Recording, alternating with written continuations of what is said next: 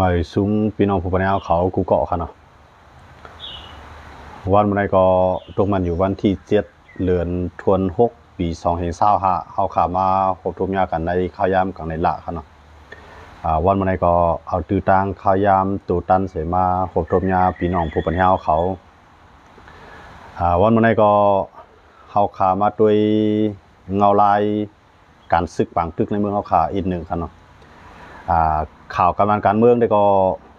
มันมีหลายภายครับเนาะว่าจะเป็นทั้งเมืองไทยก็มีลองสุกยุงกันทั้งภายกัมพูชาเนี่ยทั้งเมืองไทยเอาข่าวก็ดีเนี่ยวันเมื่อไรก็เดี๋ยวลองตั้งเมืองไทยเอาข่าวมาต่อแต่ใครนี่กันเรียบเพียนกว่าซ้อมกันด้วยครับเนาะทั้งเมืองไทยเอาข่าวได้ก็ในข่าวยามมือเหลียวได้ก็ลองปังตึกอันวางได้ก็เตอำป้อมีก็เย็นไว้อยู่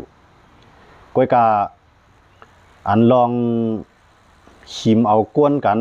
ชิมเอานาลินกันอันเส้นอะไรก็มันเกิดขึ้นมาคือใหญ่ๆเฮาขามาด้วยไหว้เสปังตึก1027อันตับซึก3จุ่มพี่น้องตึกซิมกว่าไรเมืองใต้ปอดห้องใครว่าจำไรมดก็ว่าไรค่ะเนาะในเมืองใต้ปอดห้องอันจุ่มยิบกองกลาง3จุ่มพี่น้องยึดซิมไรนั่นมีอยู่เมืองใหญ่ต่างยาน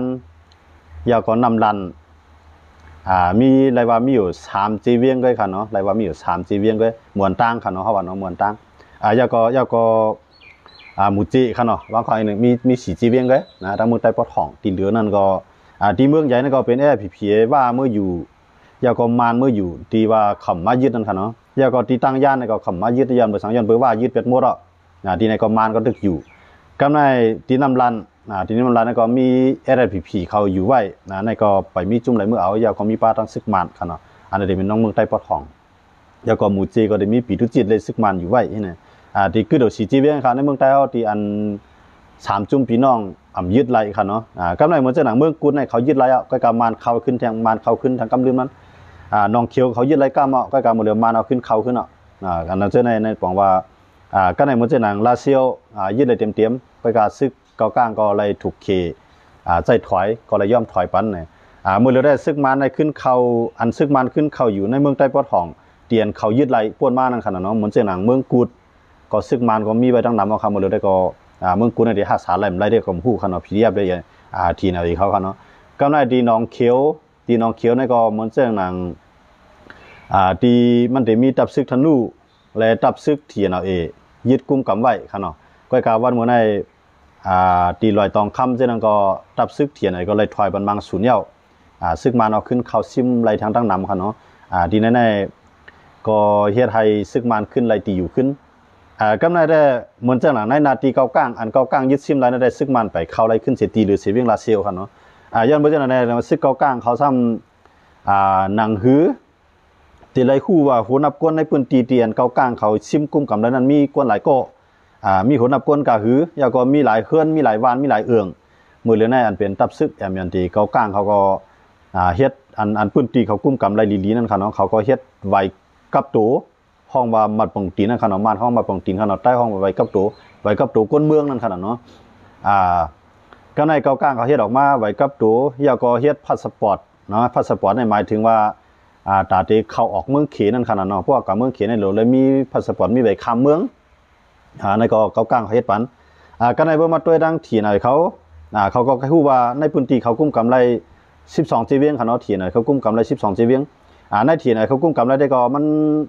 บางพื้นที่ก็มีซึกวานให้บางพื้นที่ก็มีซึกเกากลางบางพื้นที่ก็มีซึกมานอันมีซึกมานได้มันได้มีอยู่2ตีแกมีหนองเขียวเลยดังมีหนองเขียวเลยดังเมืองกุดนะที่นั้นอันที่ไหนเขาก็กุ้มกำไรอันเขายึดซิมไรยาก็ถึงมีซึกมานนั้นมันได้มีอยู่2ตีค่ะเนาะที่อันนั้นมีซึกมานั่นในซึกเทียนอะไรเขาก็เฮ็ดไว้กับตัวคนเมืองอันเทียนอะไรเขาเฮ็ดในนึงในเป็นสมการกำเดียวค่ะเนาะเป็นบัตรสมการกำเดียวค่ะนะสมการในก็มันเหมือนเจ้าบัตรประชาชนเหมือนเจ้าหนังเมืองไทยค่ะเนาะเขาได้เฮ็ดจากนั้นกำเดียวค่ะใบสมการกำเดียวค่ะนะกำในเขาก็ได้เฮ็ดป้าไว้คำเมืองแทงนะเทียนเขาได้เฮ็ดป้าไว้คำเมืองห้องว่าพาสปอร์ตอันมีแต่ได้ออกกับจู่ต่างเมืองขี่คือจังซี่เนี่ยเลยมีไว้ในที่ไหนเขาก็เฮ็ดตัวนั้นยาก็ไว้มุ่งหอเฮือนค่ะเนาะพวกเป็นดังความใต้ห้องว่าไว้มุ่งหอเฮือนมานเขาห้องว่าอิงทองสู้ค่ะเนาะอิงทองสู้สยาค่ะเนาะมานเขาพวกเป็นที่ไหนเขาก็ได้เฮ็ดไว้อิงทองสู้ซ้อม เนาะไว้มุงหอเฮือนนั่นผู้เป็นตั้งไทยก็ห้องว่าทะเบียนบ้านนั่นขนาดเนาะเจ้าแน่ๆเฮาคามาด้วยในที่ไหนเขาก็เขาเฮ็ดนึงได้ไว้ขับขี่รถกาเนาะก็ได้เลยมีค่ะไว้แหล่งจีนนั่นขนาดแหล่งจีนกาป้ายทะเบียนนั่นน่ะเพิ่นต้องมึงได้ห้องเอาเนาะได้เลยเฮ็ดป้าไว้ตรงนั้นพวกมี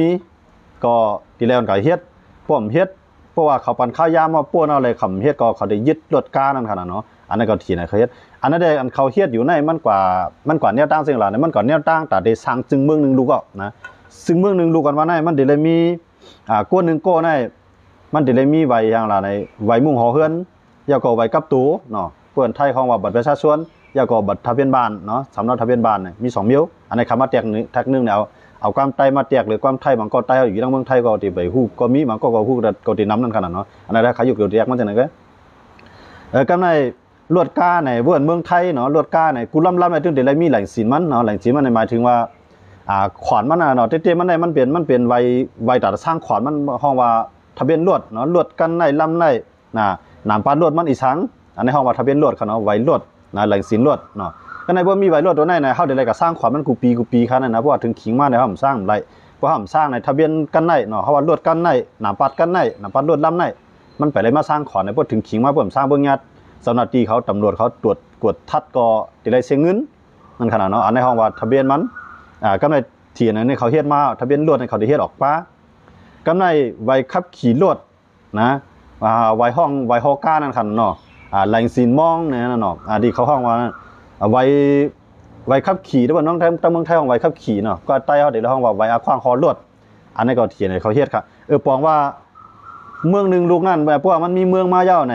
เขาได้เลยวางแผนจังได๋พวกรถกูล่ำว่ารถเครื่องต่อถึงกาต่อบ่ถึงรถไถค่ะเนาะได้เลยมีแหล่งศีลมันได้เลยมีป้ายทะเบียนเนาะได้เลยมีแหล่งศีลมันได้เลยมีไว้รถไว้รถไว้กานั่นค่ะเนาะก็ในบ่เฮ็ดจังนั้นน่ะมันได้เลยขวานมันได้ไล่นะกากูล่ำเนี่ยได้สร้างขวานเพิ่มสร้างเอายอบไล่นั่นค่ะเนาะเหมือนจังหนังเมืองไทยเพราะว่ารถในบ่ก็ซื้อรถที่มันมีป้ายทะเบียนมันว่ามีคู่มือมันว่าเฮาซื้อปอๆจังคั่นน่ะก็ในบ่ก็ซื้ออันมีคู่มือส่วนทะเบียนทางสิ่งยาวหมดเนาะไล่เข้าเป็นทางการอันนั้นก็มันได้มีอันมาคุ้มครองเฮาแท้งเหมือนจังหนังว่าเฮาก็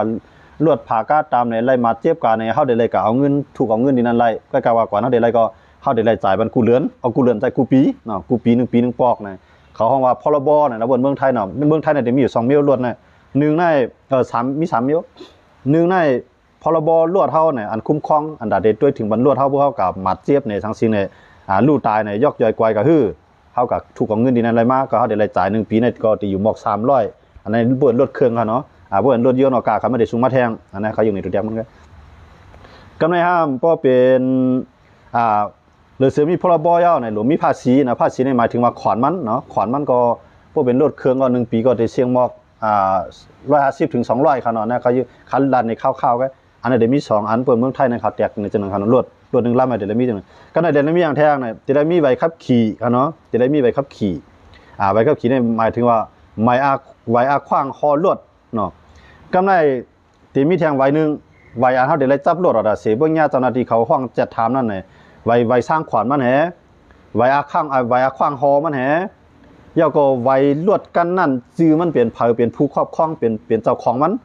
อันห้องว่าสมุดคู่มือลวดนะเบิ่งในเขาได้ห้องจังนั้นเขาเนาะที่มีไว้มัน1ไว้มันได้เป็นสะอุกันเขียวๆนั่นกันเนาะก็กะพวกเอาก็ใส่ในรถได้เฮาป้าสะอุมันกว่าเฮาได้ไทยเอาไว้เหมือนอันห้องว่าเอกสารมันกว่าเว้ยมันได้มีอยู่3-4มิ้วค่ะแต่ได้นี่เจ้าหน้าที่เขาในคั่นนะลวดมีป้ายทะเบียนมันก็ใจไรญาตำรวจญายับเนาะกำนั้นมีใบขับขี่ก็ญาปรับญาเสียเงินกำนั้นมีใบสร้างขวัญก็เสียเงินเนาะอันในลายของมันดังว่าอันค้าอยู่เกี่ยวกับแจ้งมันได้ก็เทียนเอาเขาเกาก้างเขาวางแผนตัวไหนอ่ะนะเขาวางแผนตัวไหนอ่ะใต้เฮาคารู้ในใต้เฮาในไปมีเสียจุ้มเนาะลองไว้รถไว้ก้าก็ลีลองไว้ก้นวันก้นเมืองก็ลีลองไว้มุ่งหอเฮิรนก็ลีไปมีซึกจู่เอามันตามวางไว้เปิงเก่าไว้เนาะก็ในอะไรผีเขาได้เขามาเฮ็ดมาเฮ็ดทั้งเมืองกึ่งดังลายคาซื่อเขาอยู่จังได๋เขามาเฮ็ดปันไว้วันในวันนั้นแกมันสิไว้ก้นเมืองนะมันเหมือนจังว่าบ่สุยในวันนั้นก็ได้มีไว้แน่ปองว่าสุวินก้นวันในติเต้หนังฮึดก้นด่างวันเต็มจังขวานมาหนังฮึดก้นด่างจุ้มเต็มพอเต็มมาอำลอดสายหูสายตาไรนั่นน่ะเขาก็เฮ็ดออกไว้ก้นเมืองในพื้นที่ในวันไทยเขาก็เฮ็ดที่เป็นเจียนอันนึงค่ะเนาะเขาได้เฮ็ดปันก็มันจะเป็นทางการ เมื่อทีไหนเขาก็ก้างเขาในซ้ำเขาเฮ็ดในน้ำที่ว่าเขาในมีเมืองเย้ามีจึงเมืองเย้าพาสปอร์ตเขาก็หลบมีทั้งกล้วยเย้านะพาสปอร์ตเมืองไรล่ะใจได้ใจเป็นเมืองคมตุ่มเนี่ยก็เขาได้ว่าเมียนมานั่นขนาดเนาะเตี้ยในเมืองใต้นั่นน่ะใต้ก็มีอาณาสังก็ตกอยู่ภายใต้อาณามานั่นขนาดเนาะโมเดลในตกอาณาภายใต้อาณาโกก้างอันโกก้างกุ้มกำเขาเนาะโกก้างเนี่ยเดี๋ยวมีบ้านลิกเขเนาะเดี๋ยวมีบ้านลิกเขเดี๋ยวมีบ้านลิกมานนี่ไงโกก้างในยันเบิกคำมีลิกนะโกก้างในลิกเขาเป็นลิกเขแกลิกเขลิกมานแกลิกใต้ได้เอาไว้เปี้ยเนาะกับไกลๆอ่ะลิกใต้เดี๋ยวจังใจอ่ะนะลิกใต้เดี๋ยวถึงจังใจไว้กับตัวเนี่ยต่อให้เป็นใต้ก็เย้าต่อให้เป็นมานก็เย้าตื่นเต็มมีลิกมานในลิกเขไว้นะในไว้คึกตัวเขานั่นค่ะนะกำในเทียนอะไรเขาก็เฮ็ดจังหือล่ะในเทียนอะไรเขาก็มีลิกมานมีลิกอังเกตนะเทียนอะไรเขามีลิกมานมีลิกอังเกตแล้วก็มีลิกปลองนะเขาในใส่3อันเนาะอาจารย์เพิ่นจะได้ดังว่ากำในพวกเขาเฮ็ดจังได๋ได้ต่อให้มีรถครึ่งนึงมีรถเครื่องนึงล่ำก็เย้าตื่นเลยพวกอยู่ในนาทีเทียนเนี่ยได้สร้างขวัญมันเทียนเนี่ยเพราะว่ามันก็สร้างขวัญมีไว้ขวัญเขาได้ยึดรถเฮานั่นน่ะนะกำในมีไว้ขวัญเย้าจ่องเขามีไว้อาขวางคอมันอันนั้นมันเป็นรายเงินอะไรครับเนี่ยไว้อาขวางคอนั่นเฮาได้ไรกว่าเฮ็ดแทงได้ไรเสียเงินแทงอ่ะกำในไว้ทะเบียนมันเนาะไว้รถเฮาอันนั้นก็เฮาหลุดเลยมีพวกเฮามีตัวนั้นเฮาก็ได้สร้างขวัญพอสร้างขวัญเฮาก็ใจตื้อไรจังได๋ก็เฮาได้มีบอกว่าเฮามีรถเครื่องนึงลำก็เย้ามีการนึงกันก็เย้ามีทูก็เย้าวันดังนั้นน่ะได้ไรมีหลายสินมันหมดเนาะได้ไรมีไว้อาขวางคอได้ไรมีไว้ที่เป็นเจ้าของมันเนาะเมืองเฮาคันในกำนำในเฮามีนะคนเมืองใต้ในเฮามีเหมือนตั้งยันเมืองรวดก้านเฮาใจตื้อในเมืองเฮาคันในกำนำนั้นเป็นรวดเมืองเขเขามันเป็นรวดเมืองเกี่ยวปานเขาเป็นรวดเมืองไทยเขาเอาเข้ามือน่ะจะเอาเข้ามือเป็นตั้งการลัดคามห้วยคามร้อยจ่ายบันซึกมันบางพื้นที่จ่ายบันซึกเจ้าคือหลายพื้นที่ให้ก็เอาเข้ามือกว่ามือคอมือขี่มือใจมือตื้อจังนั้นแกนะมันมีหลายสินมันยันว่าพวกตาเตเฮ็ดรวดตาเตซื้อรวดให้มีหลายสินไว้ทะเบียนมันหลายตินั่นไหนมันติเลยเขาต้องการดีมานติเสียเงินนำน่ะอันในกำนำคนเมืองไทยครับมีดีไหนนะอายันบ่จังนั้นแหละกับวนมาได้เงินตาเตเข้าได้ซึกเงินตาเตเข้าลงปองจึงนั้นมันเข้าเอาเพื่อจุ่มไหนไปก็จุ่มนั้นไหลก็การลำไหนมาไหนก็เอาขวานมาไหนเพื่อกับญาติกิกมันก็เข้าดีซึกมันก็มันเข้าในลงปองจึงนะมันเข้าในลงปองจึงเพื่อกับญาติเจ้าคือเข้าดีเจ้าคือก็เข้าในลงปองซึ่งนะยังเมื่อจันแลเจ้าคือออกกับใจด่าเขาให้กับญาติซึ่งมันใจด่าเขาออกมาลวดกาเกาหลีไหนห้อมไรขวัญตาได้เข้ามาพวกปองวันเมืองเขานะวันเมื่อเดือนไหนเทียนอะไรเขาก้างเขาสัมพันธ์ว่าเขาหลงมีขวัญนะหลงมีแหวนขวัญกุศลกุลองนะกวนพวกมีเสียงมีลานมีไรเดี๋ยวไรเปิดไทยของวัดจุดทะเบียนการฆ่าเขาเนาะเดี๋ยวไรขึ้นต่างยินย้อนไว้ขวัญปืนล้านปืนเสียงก็ในว่าปืนล้านปืนเสียงในมันขายไล่จังสิ่งที่ไหนเดี๋ยวแล้วก็สร้างขวัญอันไหนเขาเฮ็ดในมันกว่าเนี่ยตั้งตีว่าเขาก่อตั้งจึงเมืองเขาเย่าในการเขาใครวัดแจกในจังนั้นเหมือนตั้งว่าเขากวาดเขาเฮ็ดในมันเหมือนหนังแนวตั้งที่ว่าเขาได้มีเมืองเย่าแต่ได้ก่อตั้งจึงเมืองมาเลยหรือได้มีปักเปลืองเหมือนหนังเมืองเปื้อนเย่านะมือเดือนในเขามาใจเขาเนาะเกาก้างเกาหลีเทียนอะไรเกาหลีเนาะเพื่อมาได้ดังเมืองลาวเขาก็มีอยู่ขนาดเมืองลาวเนี่ยจะมีไว้พวกไว้คำไว้เข้าไว้ในเมืองลาวไว้เข้าแต่ได้เข้าเมืองลาวมันก็มีไว้ของมันขนาดแต่ได้เข้าในปางสร้างก็มีไว้ของเขาวันมื้อนามาเนี่ยไต้เฮาเจออยู่ในเมืองเขเกาหลีอันอยู่ในเมืองไทยเกาหลีค่ะนะเพราะว่าเขากุ้มกำได้ดีเลียในเกาก้างเขากุ้มกำได้ดีเลียในที่ไหนเขากุ้มกำได้ดีเลียในเมื่อนั้นไต้อยู่ในเมืองเขอันอยู่ในพื้นที่เกาก้างเนี่ยที่ไรออกมาเฮ็ดไว้กับตูนะที่ไรออกมาเฮ็ดไว้กับตูเขาที่ในพื้นที่นั่นพวกเจ้านั้นเขาก็เดี๋ยวมีสีทางขนาดนะสังว่าเขาตั้งได้ดีเลียในวันเมื่อนั้นลูกหลานรู้เลือกตั้งผู้นำรู้เฮ็ดนั้นเฮ็ดไหนเนี่ยมันมีนั่นขนาดเนาะดังว่าตาได้ซื้อที่ดินที่ให้ที่หน้าในวันเมื่อนานว่าเนี่ยพวกเขามีไว้กับตัวเขามีไว้มุ่งหอเฮือนเขาเนี่ยเขาจังซื้อนะเขาอยู่กรุงเทพเขาอยู่เมืองไทยที่ดินในบนขายบ้านเขาก็เขามีทะเบียนบ้านเขามีไว้บ้านไว้เฮือนเขามีไว้กับตัวเนี่ยเขาก็จังกับซื้อค่ะนะปุ่นเขาก็เย็นเป็นก้นกลางลายกว่าย้อนบนเจ้านั่นแหละในเมืองเขาคานาในเกากลางเขาในเขาวางแผนว่ากวนไตกับเหย้ากวนมานกับเหย้านะกำลังได้มานในคำเพาะเอาเกากลางเนี่ยนะผู้เป็นกวนไตกับเหย้ากวนหางกับเหย้าเขาได้เอาให้เป็นกวนเขาเสียงเนาะผู้เฮ็ดซึกก็ได้เฮ็ดซึกเขาเฮือนในมีลูกใต้หลายก้อเนี่ยอันห้องว่าทะเบียนบ้านว่านั้นมันมีลูกหลายก้อมันมีในนั้นหมดอ่ะนะไว้หมู่หอเฮือนมันนั่นเขามีกวนเฮือนหลายก้อเขามีลูกยิงลูกใต้หลายก้อมันมีในนั้นหมดอ่ะนะสมมติว่าพวกเราเฮ็ดซึกมาเนี่ยแต่ละเฮ็ดซึกเกากลางกูคือเดี๋ยวได้ซึกเกากลางสังว่าแกดเคในก็เตียไรแกดเคมันกูคืออยู่ในปืนเตียนนั่นนะ สมัครตือใครลอกหน้าวันมื้อนามาเนี่ยห้ามมีใบมุ่งเฮิรนใจกวนในพื้นที่นั่นเนี่ยไห้นาเขาก็ยืนเป็นของเปิ้นก็เด้ยันบ่จังนั้นเนี่ยลอกไล่อันเก่ากลางเขาเฮ็ดได้เนี่ยตาเตยึดเอาแผ่นดินเฮาตาเตยึดเอากวนเฮาเอาคู่ของนำลินหินพาวเนี่ยเขาอันยึดหมดอ่ะโดยที่ใต้เฮาซ้ำตึกว่านาลินเก่านาลินไม้คือเก่าคือไม้ตับเก่าตับไม้นั่นน่ะอันนั้นได้ไกวเต็มๆอ่ะนะเหมือนเช่นนั้นในพื้นที่เก่ากลางมากุ้มกำซึกป่าดีไม่สูงจึงได้กว่าเฮ็ดซึกก็มีในเถื่อนบนนะปอมีมันอยู่ในพื้นที่ไหนแต่ละเฮ็ดไว้เก่ากลางนะก็ในปอมีก็ใส่ไว้เก่ากลางในไว้มุ่งหอเฮือนไว้สังสิงมันอยู่ในเก่ากลางหมดอ่ะซึกก็อยู่ในผีนั่นก็แต่เลยมาเฮ็ดไว้กับตัวดีนั่นพวกมาเฮ็ดไว้กับตัวดีนั่นก็มันก็เย็นเป็นก้นกลางหลายแล้วนะปอมีมันใส่ป้าก็บอกว่าปอมันมานะจ่อมันสิกวนในพื้นที่ไหนจ่อมันมีไว้ในพื้นที่ไหนพวกมันมีก็บอกว่าเปลี่ยนกวนต่างที่สีตั้งมาเผยได้ฮับห้องมันแต่ได้เข้ามาได้ไหนพวกปอมีมันเป็นเฮาเป็นปอมีมันฮับห้องพวกนั้นก็เอามาเลยให้มันมาเฮ็ดไว้กึกตูดีนี่แหละที่ได้ห้องมานะกวน กวนคือใต้กว่าอยู่ในซึกป่าดีมาสูงถึงใต้ก็เหมือนดังเป็นซึกเก่ากลางแล้ววันมื้อหน้ามานะเพราะว่าใต้ห่ำเอานาทีแล้วนะนาทีห่ำเอาอะไรยังว่าในก็บนมือเหลียวในเปิ้นตึกเข้าในมันสิกอมกำมักกองนะเปิ้นตึกเข้าในมันเสียงเปิ้นเฮ็ดไว้เนาะว่าเฮ็ดไว้ห่ำมื้อเฮ็ดก็ห่ำเข้าวันเปิ้นแล้วรู้นะเพราะเฮาได้เข้าก็เปิ้นได้แล้วคิงกลางคิงเกียรในวันมาฮับพ้องเฮาเพื่อฮับพ้องเฮายาวในกำในเฮาซ้ำใจกว่าเฮ็ดซึกใต้แฮวันดีขึ้นได้ตึกกันมาเนี่ยคิงกลางคิงเฮงเฮานั้นก็ได้ยากกินเอายันบ่สู่ฮับพ้องไว้ก้นในหมู่เหลียวเนี่ยมันเป็นปัญหายาวนะมันเป็นซึกจุ่มนั้นจุ่มไหนนะในมือสู่ฮับพ้องไว้สู่ได้แล้วเปิ้นพ่อนั่นน่ะคิงกลางคิงเฮงเฮาได้ยาแทงกำไหนปอมีมันก็ฮับพ้องปอมีมันได้ยาแทงกำไหนอันในล็อกไล่การตึกเพียวมวยคือกันนะผมสิว่าเพียวเอาตายค่ะนะเอาตัวรีบมันมาเปลี่ยนของเฮานะเอาคนเอาตึกให้ลอกน้ำมันมาเปลี่ยนของก้นในอื่นในวันนะเอาลวดก้าที่มันมีอยู่นั่นมาสร้างขวานปันในตับซื้อเขาเนี่ยอันในเป็นหมดเลยได้ตายเอาคันญาติเตรียมนะญาติเตรียมพวกผมเฮ็ดกับไรค่ะแหละในพื้นที่บนกุ้มกำเขารู้นะพวกผมเฮ็ดก็มันจะเขาเป็นก้นกลางลายเรื่องเขาว่านั่นนะก็เป็นใต้ลมก็เฮ็ดลงไว้ปลองได้หนึ่งไรครับนะก็เป็นใต้ลมก็เฮ็ดลงไว้เก้ากลางนั่นไรครับก็เป็นใต้ลมเฮ็ดลงไว้ว่านั่นไรครับก็ได้ไรเฮ็ดเรายันเมืองสังใต้เขามีอันน่ะอุปเปิงพ่องงามก็ใต้เขาก็ได้แล้วกูเจ้าคือเฮ็ดอ่ะยันเมืองเขาได้ไรฮู้ว่าก้นก้อนในมันอยู่ที่ไรมันเป็นก้นเอื่องไรก้นวานไรมันเป็นก้นเวียงไรมันดูไรมีค่ะย้อนเบอร์เช่นนั่นแหละในเสื้อในก้นเมืองใต้เขาค่ะญาเตรียมญาเตรียมก็ไม่ที่ไรเฮ็ดจังไงมันก็มาปงตีนมันก็สำหนุมีนะผมมีมาปงตีนมันผมมีไว้กึกตัวมันไว้นั่นก็ซ้ำตัดได้กว่าตัดได้ไปออกตั้งก่อนไรเตียวไว้เก้าก้างกันเนี่ยมันปั๊บเงียบเรียนให้เขารู้นะเตียวไว้ประลองกันเนี่ยในก็มันปั๊บเงียบเหมือนกันนะก็การที่ไรมี2มิ้วนะจริงเหรอเนี่ยมาปงตีนก็ที่ไรมียันเบอร์หมดเลยในจริงมากก็มันได้เป็นนงบองจึงอยู่ก็ในบ่ตอนนี้ซึกเก้าก้างในตอนนี้ซึกเทียนเอาเองเนี่ยการที่ไรมีไว้ประลองการที่ไรมีไว้เก้าก้างมันจะเป็นจังไหนมากครับก็ใน